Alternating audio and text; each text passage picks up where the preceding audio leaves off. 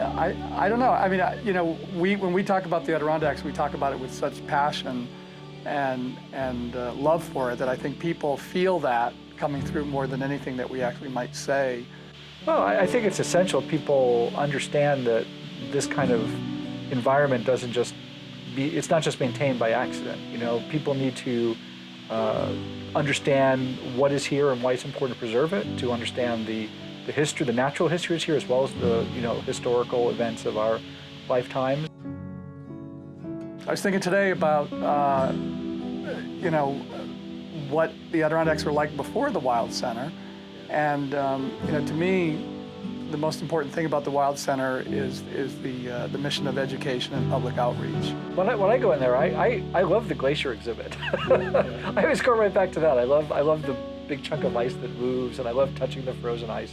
Because, you know, as a geologist, some part of me is still a kid that just loves those big, you know, earth-moving, earth-shaking events. And you can't drive around here anywhere in the Adirondacks without seeing the impact of glaciation on the landscape and the melting of the glaciers. The other thing that's exciting is there's so much more potential there, things that are not yet on display. We've had the opportunity as supporters, for example, to visit some of the animals that are being cared for in the raptors and such that are not on display per se. And that was exciting because there's so much more that it can expand to. And the career opportunities that are created, the opportunities for interns, and other students who are coming and learning. And again, it goes far beyond the building and the exhibits. It's knowledge, getting knowledge and going out into the world. And, you know, so our connection to the Wild Center helps us support that. And also, I mean, I've been fortunate enough, again, to be here 40-something years and seeing the changes in Tupper Lake over that time. And it's exciting to see a positive change in the economy in Tupper Lake. You can see the results.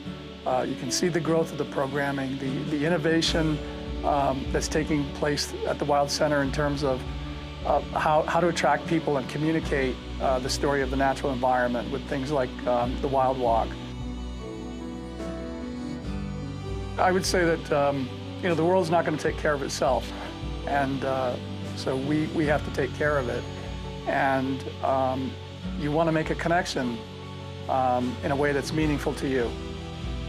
We've decided to support the Wild Center in our state planning because we see it as part of our legacy to support the Adirondacks and the education of the future families of the world about this natural environment and how precious it is and how necessary it is to preserve it.